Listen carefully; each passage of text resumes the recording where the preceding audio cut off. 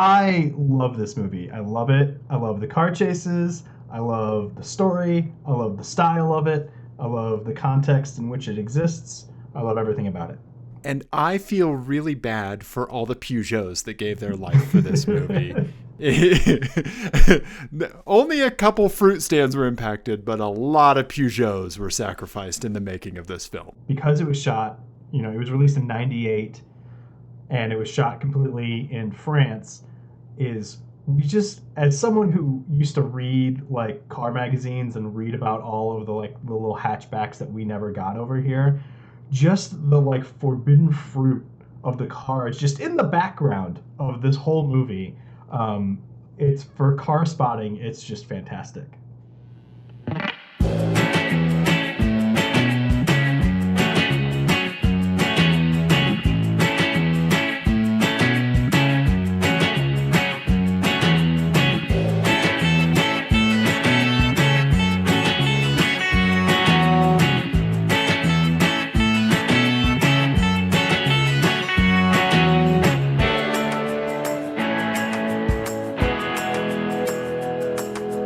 Fifth episode of Drive-In Theater. Tonight we've got Dave and Ian of Apex Adjacent. So say hi, guys. Hello. Hello.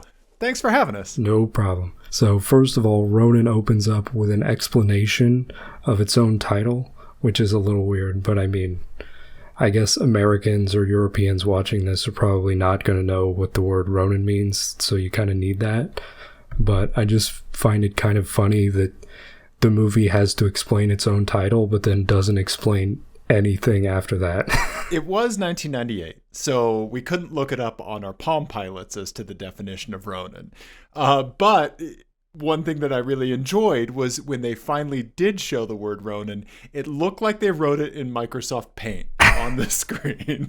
Well, and my notes about the title sequence was that you can tell you're in for like a rollicking good time when you have to read stuff in an old-timey font at the beginning. That's not even really the only homework that's required watching this movie. There's you got to know like a whole bunch of things in context to even understand what is happening. The Ronin in the context of the film are basically former spies that find themselves without masters at the end of the Cold War. So we're introduced to the crew: Deidre, Sam, played by Robert De Niro, of course, Vincent, played by John Reno, which was probably his first big like English speaking role. Or no, did he do Leon before this? Yes, I believe this was after Leon. Okay. Gregor, played by Skarsgård. Stellan Skarsgård. And then we got Sean Bean, who was just Sean Bean. And then Larry, who is an actor I don't really recognize. Gentleman named Skip Sudeth. Mm-hmm. Sudeth. Sean Bean suspects Deidre is working for the IRA, or he implies as much, which turns out to be true.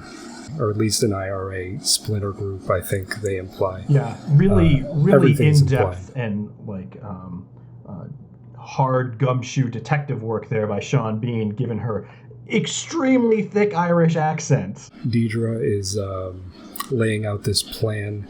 They're going to steal this mysterious briefcase from a Russian oligarch.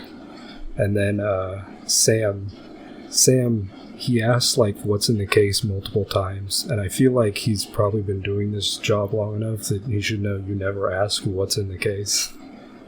Sam asks a lot of questions, period. Yeah. He's like, how many guys?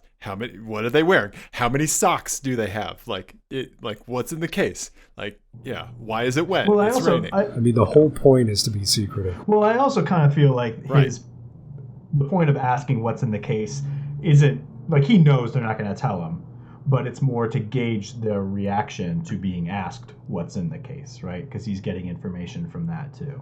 The first kind of action bit we get is the crew picking up these weapons from these shady dealers, which is kind of a filler scene, honestly, but the tension is good. So it is. Yeah, so, they're picking up these weapons. These guys are going to be no good, so of course it's a trap.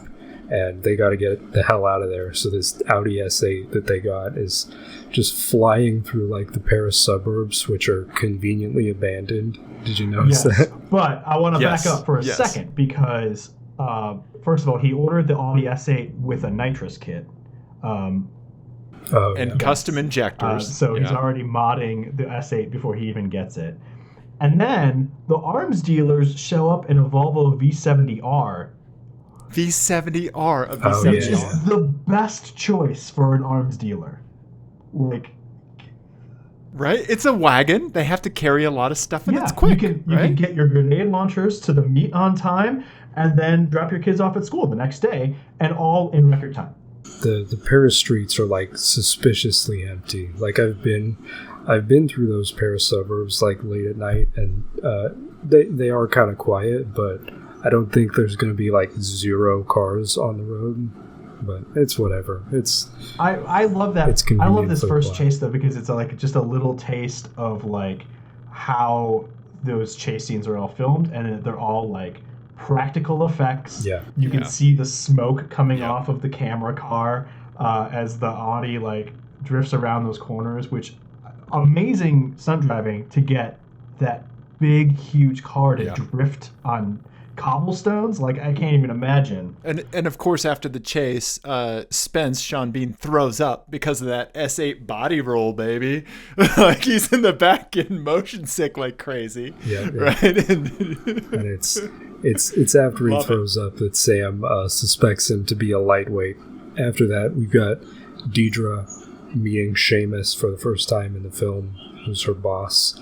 Honestly, like, I had to watch this like 1.5 times to figure out what was happening. The second time I kind of skimmed through it, but I didn't really understand who he was for that first scene. Yeah, I think you're just supposed to understand there that he's her boss, and that he's menacing. Maybe if you had like seen it in the theater in the 90s, if you're in the 90s and you hear an Irish accent, maybe your brain just goes, oh, they're IRA.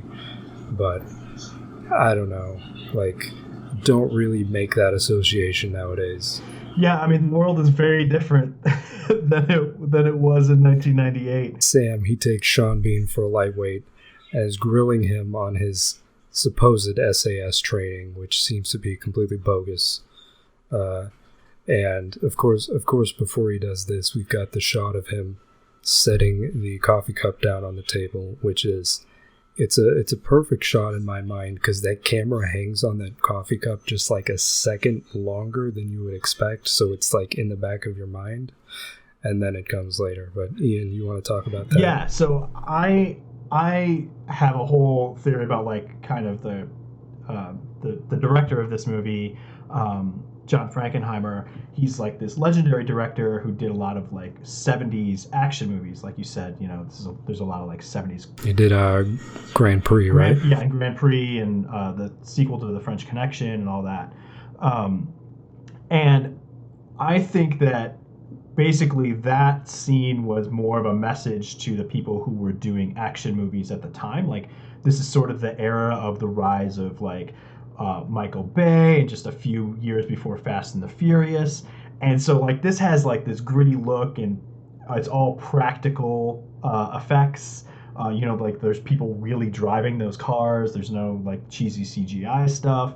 And he's basically saying like, look, I can make a better movie with this simple cup of coffee than you can with your multi-million-dollar budgets and all that sort of like fancy stuff. And it's not going to be polished, but it's going to be a better movie. Yeah, and that really, really stuck out to me as like a great little piece of what you would call like visual storytelling, because it's like a subconscious thing where you don't realize until you see the coffee cup again that you're like, oh, that's what he was going for. Yeah. Because he planned that out, because of course he intimidates Sean Bean, and then Sean Bean steps back and he just gets coffee spilled all over himself, which is just perfect. It's a perfect kind of representation of the relationship between those two characters. You know, the guy who's a little bit younger and is out of his depth. Actually, he might not be that younger, but he is out of his depth. And then you got like the seasoned veteran who is intimidating him and just completely humiliates him, and then just tells him like, get the hell out of here.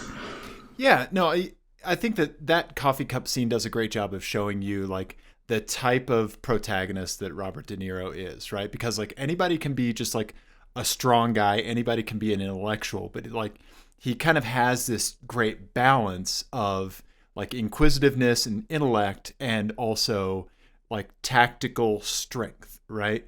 And so like just in a very, very simple scene, you see, and it was kind of foreshadowed a little bit in the beginning when he hides a gun behind the milk crates, you know, and says he never enters a place that he doesn't know how to get out of, right?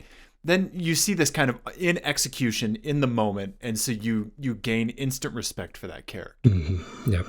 So then you've got Deidre and Sam staking out the location of the case, which is at this hotel, like right across from the Eiffel Tower carousel. The roundabout at the hotel, the parking lot, was like just full of like great 90s cars. Like there was a Rolls, a Bentley, there was a Ferrari there. And then they like, I don't know if you noticed, but they lingered on that Citroen XM. We got Deidre and Sam doing this stakeout.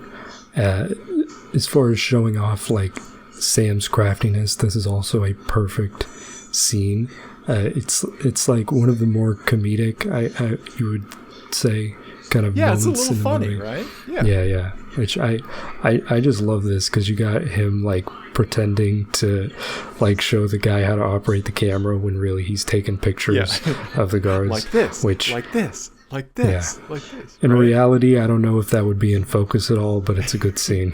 And that's how he assesses the security detail of what they're dealing with, right? Like how competent the security, all these questions that he's been asking that he hasn't been getting answers to. Fast forward to the actual heist.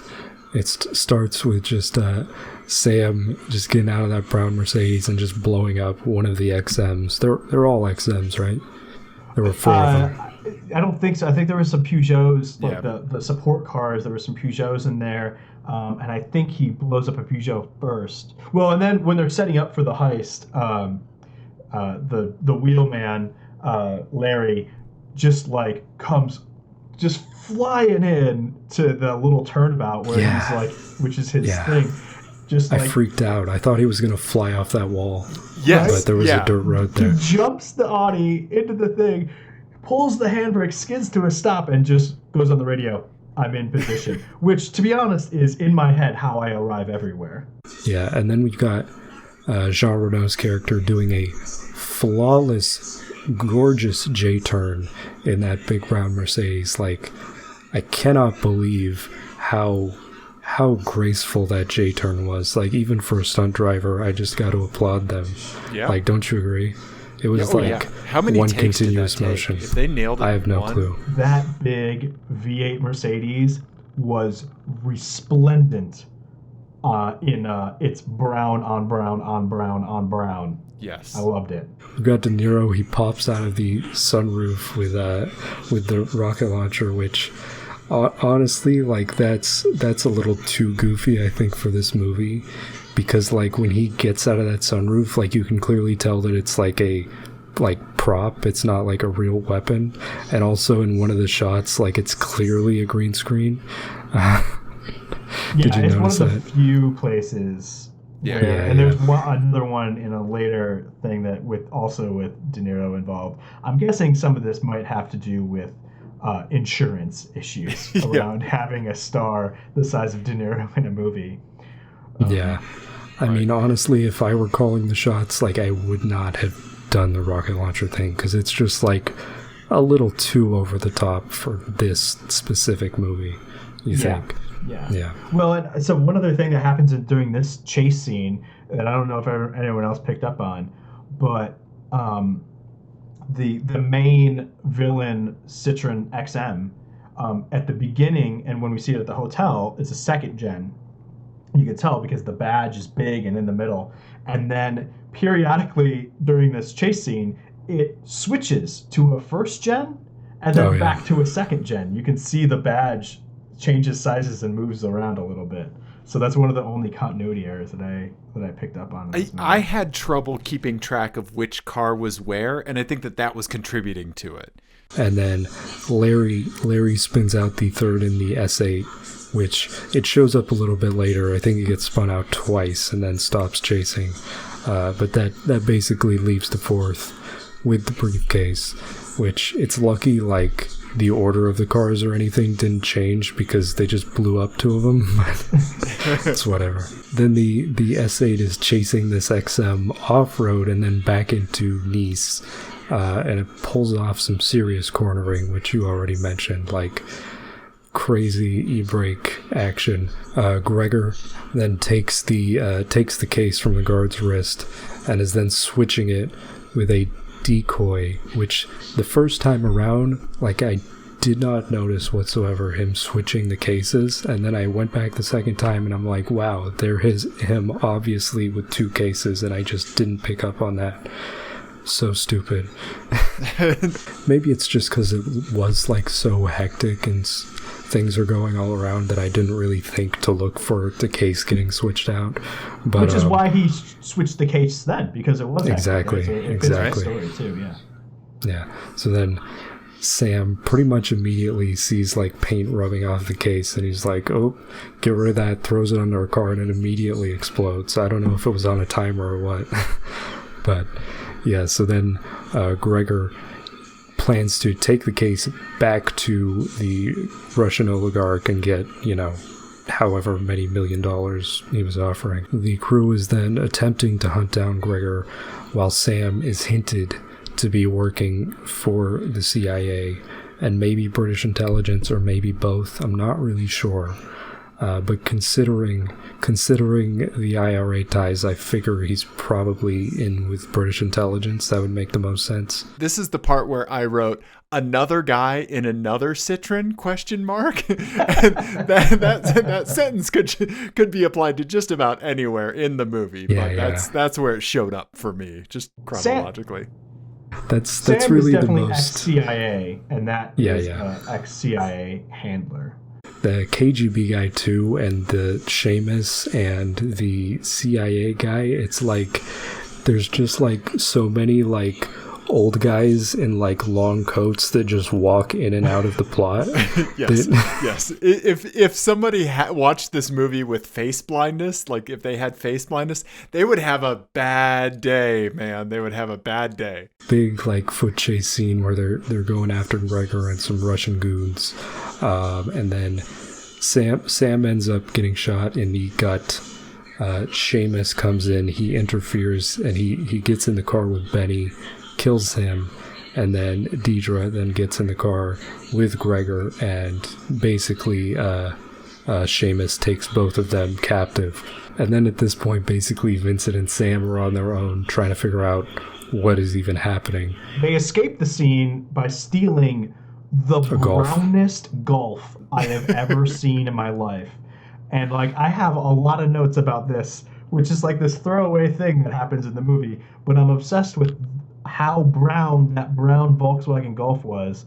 Also, when that Golf is driving through what I think are like the Alps, that thing is like ripping. Like, that thing is redlining. I loved the range of RPM noises that we heard throughout the entire movie. So then Vincent and Sam, they go to this guy's house, they pull the bullet out of him, and then the friend, Jean-Pierre, I think is his name, typical French name. So Jean-Pierre is explaining to Sam the title of the movie. He's basically just explaining to the audience that the legend/history book, Japanese story about these 47 Ronin who were samurai who served a lord, can't remember his specific title, but they served this guy. Another member of the government had him executed for disrespecting him, and then these Ronin basically schemed for a year to avenge their master and go after this government official, after which they executed themselves because they committed murder. Of course, this leads into the big chase. Yes. We've got Sam and Vincent in a Peugeot. Not exactly sure what model. Maybe it's a 406, Tal. That's a 406. Yeah, I am not up on my French market cars, but I love French cars. I don't know why. Never driven one. I want one. I love them. I was distracted by Sam driving the Peugeot because he kept driving with his arms locked and his neck roll. Like, yes. Yeah. Hey, whatever works. Whatever works. I wrote down De Niro's driving shots are the worst thing about this movie. They cut to De Niro, and then Deidre's just like, looking steamy. I was going to say, I love how during the chase, Sam looks terrified while Deidre is like stone cold. And I think the reason for this, maybe it was director's choice, but I think the reason for this is because the interior shots were filmed inside the actual stunt cars, and I think Robert De Niro may have actually been terrified. That is real pee on the floor mat. Yeah, exactly. Which props to that actress for being so stone cold in an actual car speeding down the road. But what they actually did was, for those interior shots, they had right-hand drive cars that they then put the stunt driver into, and then they put another steering wheel on the left side for the actors to use, which is like a kiddie steering wheel, not connected to anything. Yeah. Whether or not that was a real reaction from De Niro, I do like just him looking terrified the entire time. I think that's just funny for his character.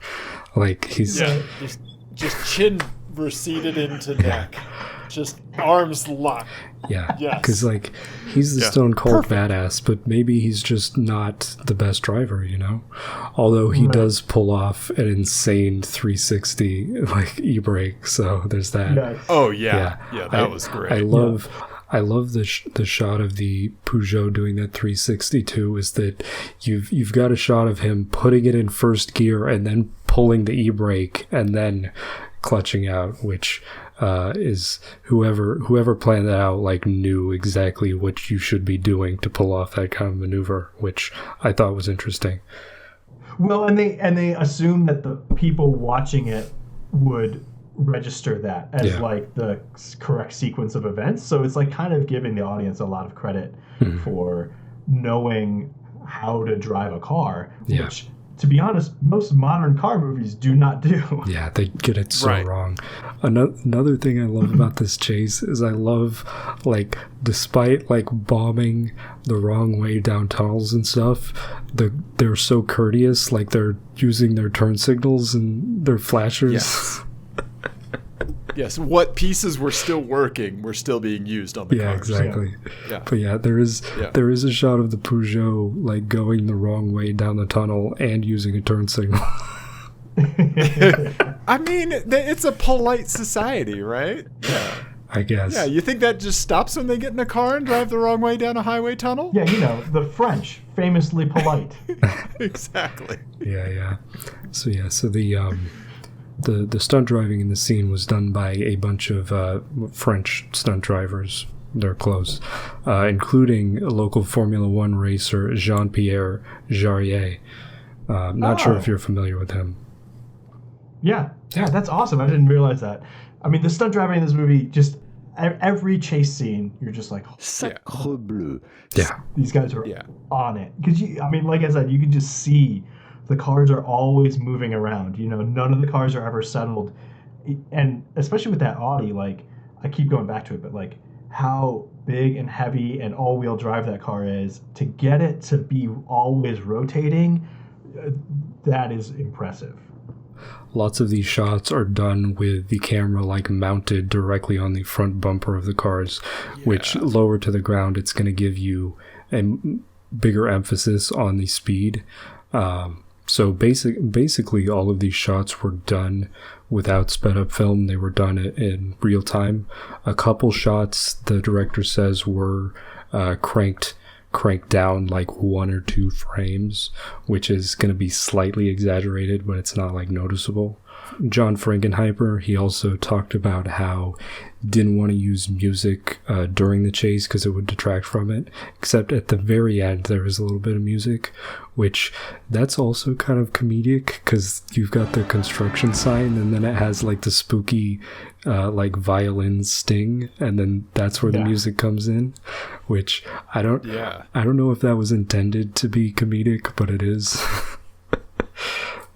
I think it's because there's no music for so many of the set pieces. Yeah, it's jarring. When it shows up, it's like a little bit jarring, and I understand like what they were going for, but it does seem slightly out of place. Yeah, no music for most of the chase, and the engine sounds, most of them were overdubbed. I don't know if all of them were, but a bunch of them were, which they recorded the car sounds at a racetrack, which is probably why they all sound like they're redlining all the time.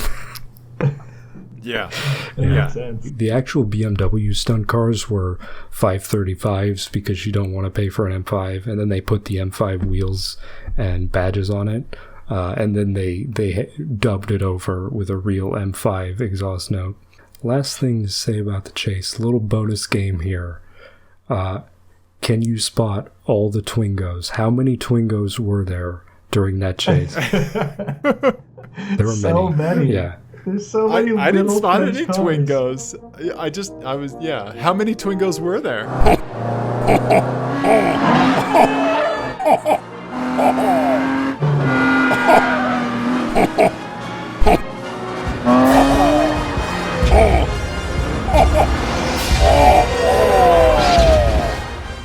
The BMW like flips off of an unfinished bridge into like a sand pit or something in this construction site, and they basically narrow escape as it's burning. And then Gregor, he runs off with the case. Probably should have had Seamus holding the case so he couldn't just run off like that. But so he runs off to make the deal with this oligarch, and then both of these factions are now trying to track him down. Gregor, he brings a case to the Russians, who have big other briefcase full of money, but of course they just betray him anyway because none of these characters are really all that trustworthy. And they off him just to have Seamus show up as the Russians are leaving and then kill them and then take the case again. Sam then finds Deidre waiting in a car, convinces her like, just get out of here, just run, you don't want to deal with any of this garbage. And he burns himself to do it because Jean, when he's at Jean-Pierre's house back, when he had the bullet in his gut and was getting that out, Vincent tells Jean-Pierre that he used to be in the CIA, and then De Niro has that moment with the other old man in the Citroen where he says, "I left, I'm out, but I need your help." And then here with Deidre, he says, "I never left," and that's the thing that gets her to leave. That might be a good reason I was lost for a bunch of it too, because I couldn't figure out how to get subtitles on for the French conversation in it. You might miss a little bit in this film if you don't speak French and don't turn the subtitles on. There's a skosh you might not pick up on. Did you know this whole movie takes place, and I'm going to rock your world here, in France? What? No. They make movies outside of America? Sam is asking Deidre to leave. Deidre's like, why don't you just come with me? And he's like, I can't do that because I'm going after your boss. Actually, that was my motive the entire time. And then she's like, okay, I'm out of here. And then of course you got Vincent and Sam then going after Seamus.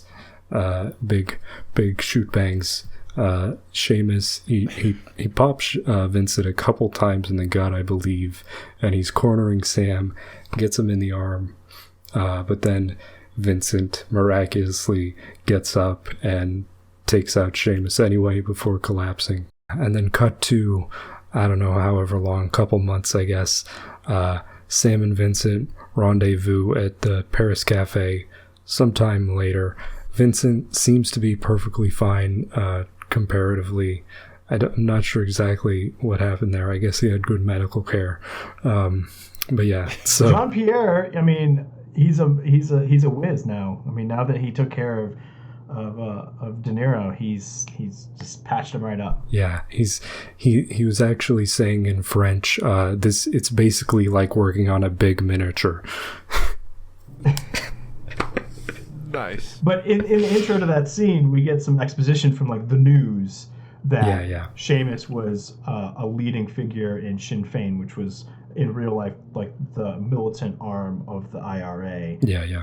The thing about the historical context as well, I actually saw the movie was shot, I believe, in like October, November of 1997, and the actual peace agreement between Northern Ireland and the UK was like 6 months before that, so it's pretty current at that point. Oh, yeah. Jeez. Yeah. I mean, that's another thing that's sort of like the old school feel of it, right? Of like, you know, you have the rise of the Russian mafia post Cold War, and then you're mixing in, you know, all these CIA officers with now nothing to do because there's no Cold War happening anymore. Right. And then the Troubles, obviously. So it's a cool confluence of stuff that's happening. That's kind of the thing about this movie too, is it was very contemporary, but going back in a modern context, like you need to fill in kind of a lot of blanks here that you probably wouldn't need if you were watching it in a theater in 1998. Because like, yeah, there's the IRA situation, there's Northern Ireland versus the British Empire, there's the rise of, you know, the Russian oligarchs after the dissolution of the Soviet Union, you know, which then a bunch of like former KGB members basically entrenched themselves in the underworld and got filthy rich at that point. Another thing that helps with all of that context is being very old. That's true. That helps. Yeah. That helps, because then you just remember it. You were there for it? I was just a kid in Missouri when I saw this movie in the theater initially. And yeah, and you know, like I had no idea, like anything, right? Missouri public education system, not good. Didn't really have the historical context to snap all these Legos together. So then Vincent and Sam are waiting for Deidre to maybe show up at the cafe, because I assume they had already planned this rendezvous at the beginning of the job. I'm not quite sure on that, but I think so. So yeah, they're basically waiting for Deidre. She doesn't show up, and so then they just basically part ways and they go, see you next time, or maybe never. Who knows? But yeah, another thing about that scene is that there was an ending shot before this in which Deidre actually shows up at the cafe and then gets kidnapped by IRA members before she meets them. Yeah, which and then they meet not knowing that she was there. Exactly. So then the director also made comments on that, basically saying that test audiences watched that and they like hated it because it was probably such a bummer. But yeah, I mean, a little unnecessarily aggressive towards her character, right? Yeah. You want to think that she walked away from it, right? The first set of credits at the end, very reminiscent of like 1940s style, where it's all like big font, like stills, which is leading into my next thought here, which I feel like this was like a blend of like a 40s noir piece and like especially like the lighting, and then also like 70s like political thriller, and then with like contemporary like 90s action sprinkled in, which I felt like it all melded together pretty well, and I think that's what he was going for. Well, actually the one thing that we didn't talk about at the very beginning was that the intro shot for Sam, you know, one of the very first shots in the movie is a very like noirish shot where he's walking down the steps and he doesn't say anything, but you can see him like considering the situation and making observations. Like he pauses in that doorway going down that long staircase, and it kind of tells you everything you need to know about the character. And then it's a nice like symmetry because the ending shot of the movie is Vincent walking up those stairs. Yeah, it's the same stairs. I like that too. It's like full circle, literally. It depends on your perspective, but I don't feel like there's a real like moral center of the movie. Like everybody here is like varying degrees of scumbag. So you don't really know who to root for. Right. I guess, you know, Sam and Deidre, they're the lower end of scumbags. I do like Vincent, how he wouldn't punch the guy he went to high school with. So maybe he's supposed to be the moral center. I don't know, but. Well, I think he didn't literally go to high school with him. I think because that was a line that he was echoing a line that Sam said when Sam met the old man in the Citroen. So I think he's supposed to be another like former French intelligence contact that he used to work with in his former life. Yeah. So that's why he won't punch. But yeah, you're right. Everyone has their own separate moral code, and like what Dave was talking about in the very beginning during the like getting the band together scene is like them trying to not only figure out everyone else's past and their stories, but also where their moral centers are. Right? Yeah. Like that's part of what they're trying to figure out. Yeah, what their motivation is for being there, right? And I think it's nice because like there are flawed characters throughout, right? Like nobody is like this perfect like kind of god or goddess character. I would say if you're somebody like me who really didn't know too much from it apart from it has cool car chases and you're going in like expecting like fun adventure romp, you're in for a rude awakening. I would suggest another movie that came out in 1998 that I would like to contrast this to because I think it does a good job.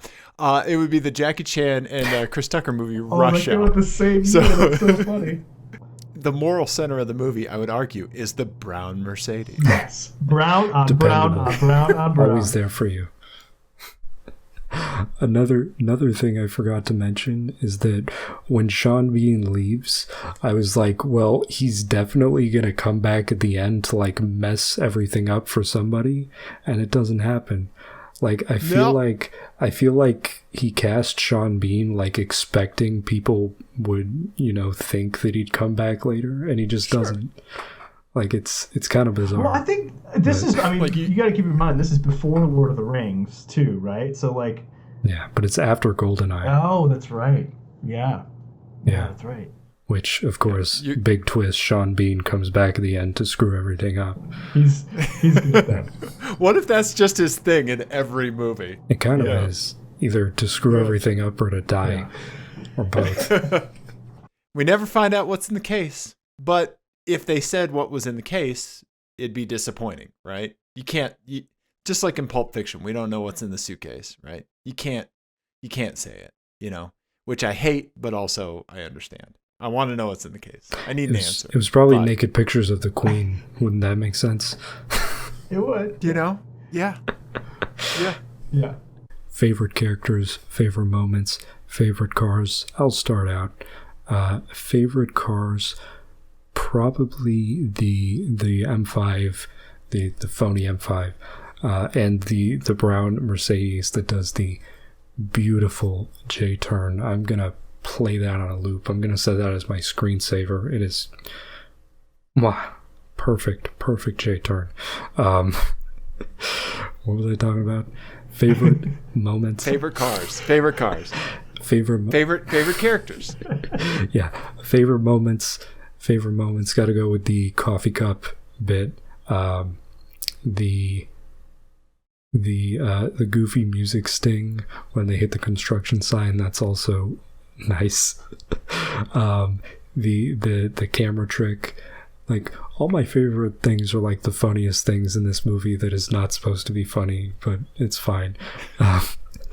So yeah, and then favorite characters, I think Vincent is my favorite character, just like of the little moments where his personality shines through. Like I like him like refusing to punch the security guard and stuff like that. Ian, what do you think?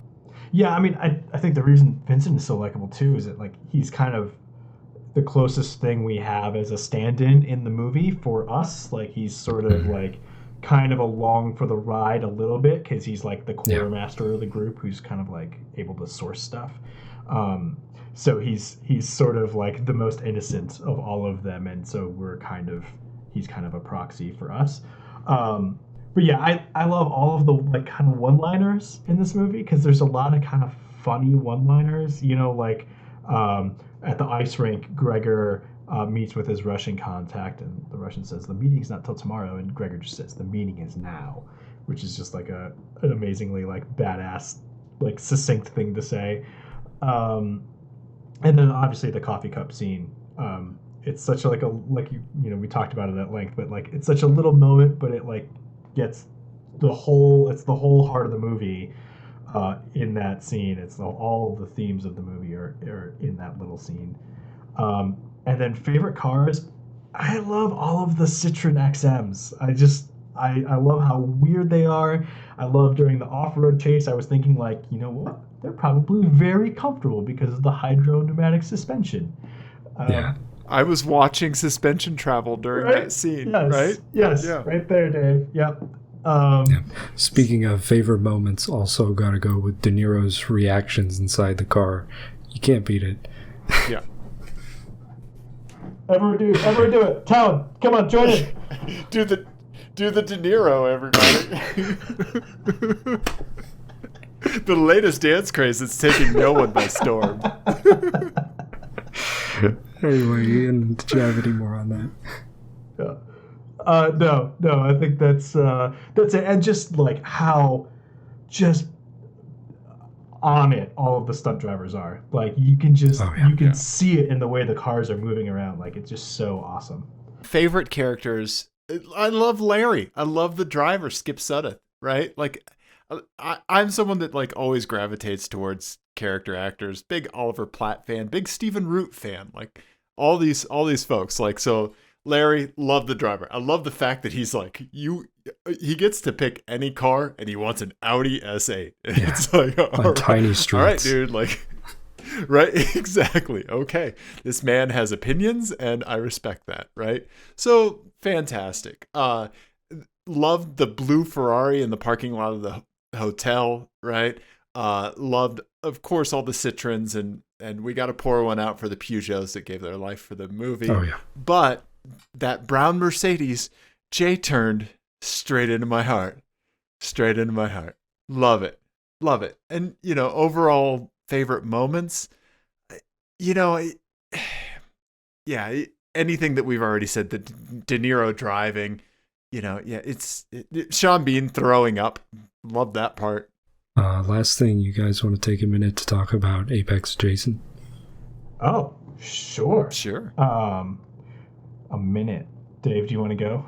Do you want to go first? Okay, so we are an automotive podcast and YouTube series. Ian and I have been doing this for about 5 years now. We talk about cars, car culture. We play a game on the show called FMK Cars. We talk about weird people that have like BMW 3 Series and put M badges on it. We call those car stanzas. We talk about people that have vanity license plates and the insane mental leaps that they must make. Stuff like that. It's so we do get into politics sometimes. You know, it's all encompassing car show, car culture, and culture as a whole, and ultimately Ian and Dave are friends. It's Ian and Dave are friends, and also we are very much of the opinion that you can't like take the politics out of cars or the cars out of politics.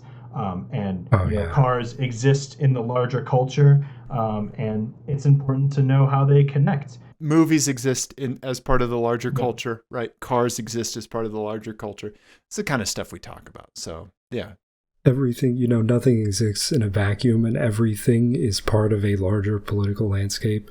Cars, I mean, not even, specifically the cars themselves, but the way they're produced, where they're produced. It's all part of a larger thing, and even this film is itself a artifact of the political landscape that it was created in. If you didn't have that, then the thing wouldn't exist. And you can say the same for several kinds of cars. Anyway, I'm right here on this channel. Subscribe, all that. Watch Drive-In Theater.